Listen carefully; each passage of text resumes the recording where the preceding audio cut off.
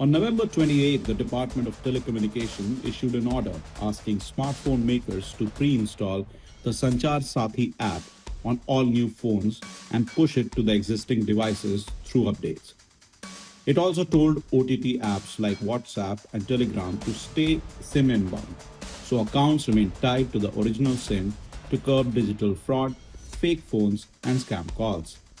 Tech firms say the order lacks clarity and may exceed DOT's authority. OTT players warn that SIM binding will break multi-device use and complicate communication for users who travel abroad. Handset makers say compulsory pre-installation affects user choice and device software. Privacy concerns remain about the data the app collects, how it is stored, and whether users can uninstall it. Opposition parties criticize the order, calling Sanchar Sathi a snooping app and accusing the government of using cybersecurity as an excuse to monitor citizens. Leaders like Priyanka Gandhi and Priyanka Chaturvedi called Sanchar Sathi a surveillance tool and said the move threatens the right to privacy. It is a snooping app. I mean, clearly, it's ridiculous. Now, where else do they want to, citizens have their right to privacy. Even all of you must be having a right to privacy to send your own messages to family, friends, without the government looking at everything. It's not just one thing. It's not just snooping on the telephones. It's overall. They are turning this country into a dictatorship in every form. You ask me every day why Parliament is not functioning. It's not functioning because they're refusing to talk about anything. So it's very easy to blame the opposition, but the fact is they are not allowing any discussion on anything, and that is not democracy.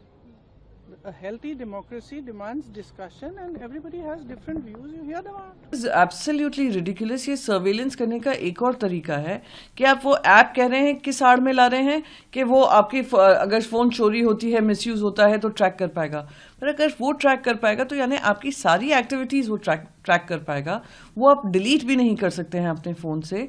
तो ये जैसे एक big boss के house में आपके ऊपर camera हमेशा लगा रहता है, वैसे आपका फोन जो एकदम पर्सनल चीज है, आपकी प्राइवेट स्पेस है और प्राइवेसी हमारा अधिकार है, आप उसी का लगातार हनन कर रहे हैं। हम आपसे कह रहे हैं आप रिड्रेसल सिस्टम्स ढूंढिए, आप सर्वेलेंस सिस्टम्स बना रहे हैं। इतना क्या आपको लोगों को कंट्रोल करने की, नियंत्रण करने की, कौन क्या कर रहा है, किससे बात कर रहा है, क्या देख रहा है, क्यों देख रहा है, ये कितना सरकार दखल अंदाजी देगी प्राइवेट फैमिलीज में, प्राइवेट फोन्स में, प्राइवेट चीज़ों के निजी जिंदगी में। तो इसका तो हम पुरजोर तरीके से विरोध करेंगे क्योंकि आप पूरे देश को ही एक सर्वेलेंस नेशन बना रहे हैं। Telecom Minister Jyotiraditya Scindia later on Tuesday clarified that Sanchar Sathi is optional. Users can delete the app and it does not enable snooping. He said the app only helps report fraud and track lost or stolen phones, not monitor citizens. संचार साथी app का नियम हमने बनाया है।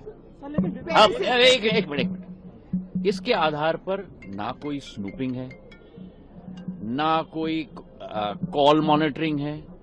अगर आप चाहते हो तो इसको आप एक्टिवेट करो, अगर आप नहीं चाहते तो इसे एक्टिवेट मत करो।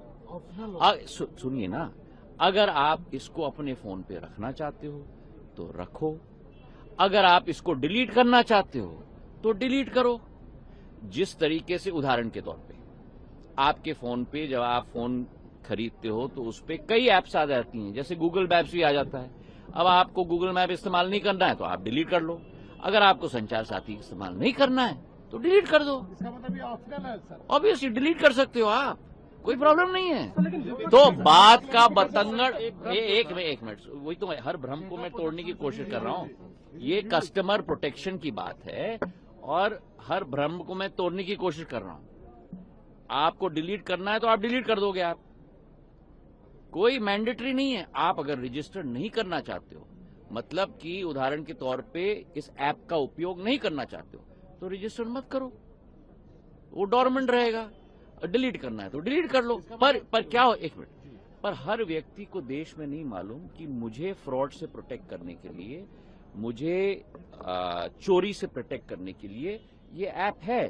तो हर व्यक्ति तक ये ऐप पहुंचाना हमारी जिम्मेदारी है अगर आपको डिलीट करना है तो डिलीट कर दो, नहीं इस्तेमाल करना है तो रजिस्टर मत करो। जब आप रजिस्टर करोगे तभी तो एक्टिव होगा, रजिस्टर नहीं करोगे तो इनएक्टिव होगा। इसका मतलब संचार साथी ऐप हम डिलीट कर सकते हैं अपने फोन में? बिल्कुल डिलीट कर सकते हो आप। सिर्फ इनबिल्ट ऑप्शन है, आप डिलीट कर। आप उसको जिस तरीके से अपने फोन पे दूसरे ऐप को दबाओगे और कहोगे डिलीट, वैसे इसको भी दबा सकते हो और कह सकते हो डिलीट।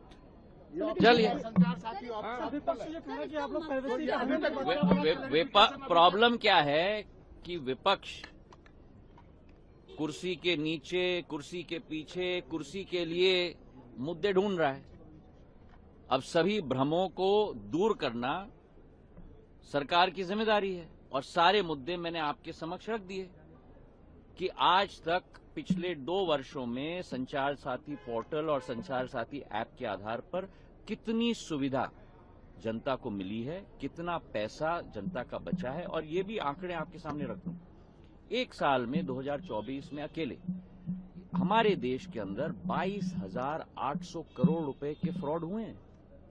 तो एक तरफ विपक्ष चिल्ला रहा है कि आप फ्रॉड कैसे रोकेंगे, दूसरे तरफ अगर संचार साथी का ऐप हमने आम नागरिक को दे दिया तो कह रहे हैं पेगासस। तो करो तो मरो, न करो तो मरो। तो जो लोग सत्य नहीं देखना चाहते हैं उन लोगों को हम सत्य नहीं दिखा सकते। जो लोग सुविधा इस्तेमाल करना चाहते हैं वो करें, जो नहीं करना चाहते हैं और डिलीट करना चाहते हैं वो डिलीट करें। प्रॉब्लम क्या है? Thank you.